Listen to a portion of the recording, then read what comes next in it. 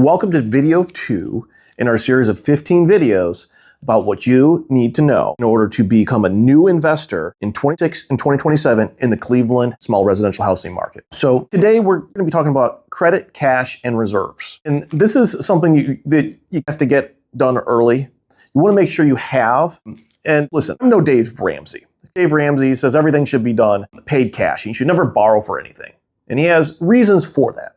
But what I'll say is, especially in this day and age, that there's actually a good reason to borrow money on real estate. And a big part of that, which we'll go into more detail in later videos, but a good part of that is just because in a market where we know we have inflation, we can borrow money to buy an asset and pay that money back with future dollars that they're like worth way less than the money that we got now to purchase the current asset.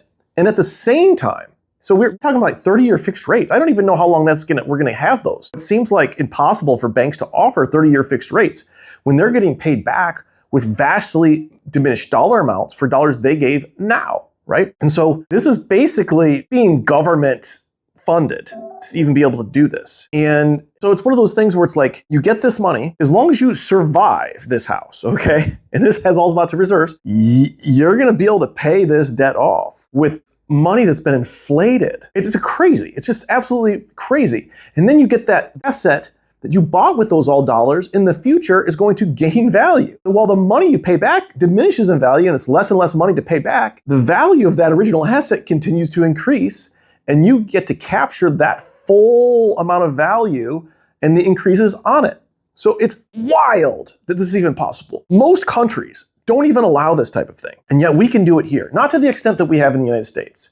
So it's a wonderful thing, and then it's a wonderful opportunity. But with this ability to leverage comes real danger. So the only thing that can really keep all the goodness, and you can even make some really bad deals in real estate, but if you did it wrong and you didn't have a true financial basis to ride out the potential risks, then you never get that full benefit of all that happens in the future. And so obviously, two things. First of all, you have to actually have decent credit to be able to borrow. It goes without saying, but I'll just say it. If you don't have great credit, clean up your credit. Even the DSCR lenders, which we'll talk in a little bit, that'll lend, not really looking at your income. They do want to see decent credit. They want to see that you're going to pay them back. They want to know that. If they're going to take all that risk, even giving you a fixed rate mortgage, they want to know that. So for many people, this is elementary. You know that. Most people do if you're even looking at this, but it just has to be said. Do that first. Keys to clean your credit up. Pay your bills, continue to make income so you can, work on your personal life, spend less than you take in. Any credit lines that you have, like credit cards and things like that, you can draw on. Spend a lot of money on them, but then pay them off or mostly off each month. Sometimes just keeping a little balance is actually better than paying them all the way off. But carrying large balances, especially if that large balance is a high percentage of the total possible line that you could take out, is going to indicate to creditors that you're a huge risk. And so that causes your score to plummet, even if you make all your payments. Having big credit lines, but not utilizing them makes the creditors give you a good score and want to lend you more money, okay? And so even if you don't have a mortgage or a car loan, most people do, but just in case you don't, you still have to have those credit lines and just show yourself acting, and that develops your score. Also, don't open a lot of new credit lines unless you need to start. Right? So if you have a couple new credit lines, go ahead and if you don't have any credit lines, open up a couple. A Home Depot account's great to have in investing, and then a Visa, or if you can get an Amex or whatever, and get those and spend as much as you can, but also pay down most of it, but not all. Okay, that's the secret. There is nothing else. There are ways that you can find old things and get them removed, but those can be double-edged swords. Sometimes that actually takes old negative history and updates it. And so you can actually pay off your old bad debt that you might have in your younger years defaulted on and lower your credit score. Stinks. It seems like, why would they do it that way? I don't know, but that's the way it works, okay? But now let me get to get more of the meat and the potatoes, the true strategy, underlying strategy you need to have and think of before you get here. So we've thought about the thought process of considering this a business, but now let's really talk about the strategy of starting out. And the big thing is that goes counter to some of the gurus out there. So in the last couple of years, there was a guy here that was talking about how he got like 50 houses in 1 year. He's like a young 20-something guy, right? Got 50 houses in 1 year in Cleveland. Okay. And he goes on all the podcasts and talks about all. Now, he happened to see some of the portfolios and he was in, and I was horrified. Like, I couldn't believe that the guy would do this. Now, I haven't looked at how he's doing now. That was several years ago. And I strongly suspect he's not doing that well, or he had to sell. He probably could have because the market went up.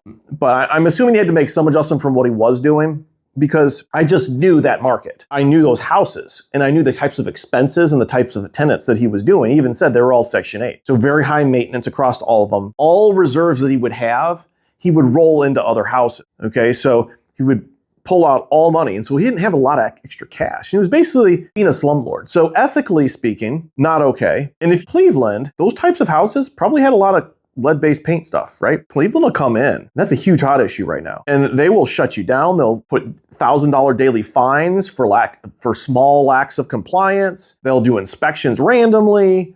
They will pull all your rights to do housing, and they could take you into court, basically stop your entire operation for all those houses in Cleveland for one, and just go after you. And they have done it before. They especially did it a lot back in the 2007, 2008 foreclosure crisis. But if you look at what's politically happening with the mayor here, he's set up straight when he first became mayor. Hey, the bad guys are out-of-state landlords, okay? You gotta understand the political environment you're going into in Cleveland especially. And specifically, the hot button is lead. It's not cool that kids are going to these houses and they have issues. And so when you don't have money, you might find yourself in a real situation where suddenly not only do you have a significant political issue where they're going after you specifically, right? We've had police go after us. The same police that would not pursue, like we knew where we had a house where 3 times in a year, they had taken a full HVAC system out of it, put it back in, took it again, put eye tags in it, followed it around. Hey, police, this car has this system in it.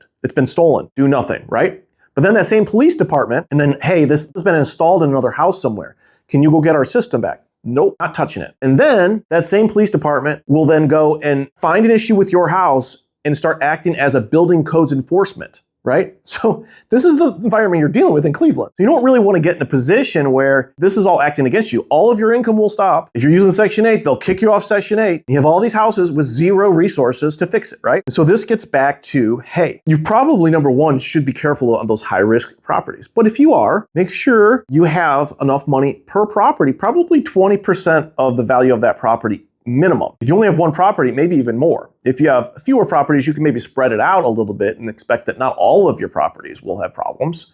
But you need to have plenty of money to handle any potential issue before it becomes a huge issue, where you have a civil lawsuit for someone having let it, you have the city or state or county health department shutting you down, where you have Section 8 withdrawing income, where you have the city itself saying you're not allowed to even evict a current tenant.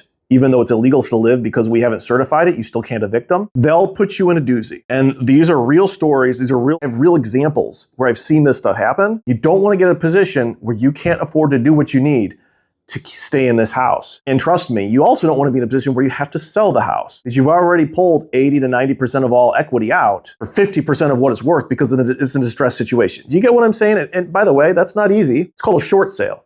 It's possible to sell a house for 50% of what the mortgage is, but trust me, you won't be in the game very much longer if you're doing short sales on your houses. That normally means you're in foreclosure, which goes back to the first point, keep your credit good, okay? But then put yourself in a position not to get bad credit and not to have to sell for 50%, right? So in these lower end areas, the values sometimes are a lot higher than you think when you're buying. It might be a little more affordable and the cash flow might look better. Sometimes the rents aren't that much lower in these lower end areas. And so it looks great, like great cash flow. No one shows you the numbers of what the actual risk is. And no one's gonna want to share that if they're an agent selling you a house. They're not gonna want, I'm not saying they're gonna lie. They have a duty to disclose in all this. They don't have to just look at all the stats of how many evictions there are and what's the crime rate, right? They don't, and a lot of times some of the numbers and risks aren't really fully publicly available, right? So even it's all a potential. You could always say you didn't know or couldn't have known, or this was a one-off in any lawsuit. There's a lot of defensibility for the people doing this, but in the end, the person left holding the bag is the person that's signed up to a big mortgage and bought that house. It's buyer beware, especially as an owner of a real estate business known as a rental property. So my recommendation in Cleveland, and I'm going to reiterate, is 20% reserves per property after all expenses. And you've got it performing, you should have 20% reserves, hopefully in a liquid account, possibly in an equity line. I'll give you that. That'll do it for you. But hopefully an actual liquid cash somewhere that you can pull on if you need to. If you have a $20,000 roof, if the city says you got to get a $20,000 driveway, yes, few cracks in the driveway, the city may tell you to do that. Not so much in Cleveland, usually some of the inner ring suburbs, but they will tell you to do that. You have a garage, you're thinking, do you really need a garage? Many of them will make you get a $20,000 garage because it's leaning a little bit and it's just fine. This is the place we live in, okay? And so you have to understand your market, understand this business, and make sure you have what you needed. Just like any business, cash flow is king. And real estate won't always cash flow every year, even though it's called cash flow real estate. And all of those demands for money, the cities that want you to do stuff, they're never gonna, like, as managers, I hear from some of my clients, oh, I'm not making any money, I can't do it. And it's like, well, you bought the house, right? I'm not making fun of that, it's just the reality. No one wants to hear that. I can't manage without money, so I'm not going to give you money on your investment when I don't own it, right? Not only don't have that much money to give to all my clients, but I just can't feasibly do that, right? I'm not a bank. And so that's your job to maintain your liquidity, is what I'm saying. And certainly the government doesn't care at all. They're going to make you out to be the bad guy. Some rich, it's like, and I don't mean to make fun of this, but it is a comparison. It seems like how Jews were blamed the events leading up to the Holocaust. It's not to this level, so just hear me out. But that same type of blaming a class of people to a very lesser extent. Just get me wrong, not comparison really at all. But we're still blaming a class, and landlords are the bad guys today. And I'm saying they are the bad guys in specifically the city of Cleveland. Right? And so I'm not saying don't do it. A lot of great opportunities. And frankly, I love risk because that's what creates the opportunities. Just know what business you're getting into. You know what I'm saying? So if it's high risk, get appropriate reserves. I say 20%, and that's if everything's done. Don't buy the house, do the minimum, fill it with a tenant, knowing that really you should have done another $80,000 worth of work, but you dropped a tenant. You could find somebody that will overlook that and realize that the person that will overlook that has very low standards, probably has that for their entire life and doesn't probably desperate. Not a great foundation for your business that you're trying to retire on or make $1 million on or whatever, right? So again, be realistic. Real estate's fantastic. Understand your market. And that's what I'm trying to help you to do. So thanks for listening to day 2 of the 15 steps that you need to have in order to invest in Cleveland real estate in 2026 and 2027. Looking forward to giving you the next 13 of these videos. If you have any questions, as usual, feel free to reply back to the text or email that you saw and got this video from, or click on that link if you have any questions about property management. And specifically, if you have current properties in Cleveland already, we would love to help you lower your risk and increase your return. Till tomorrow, ciao.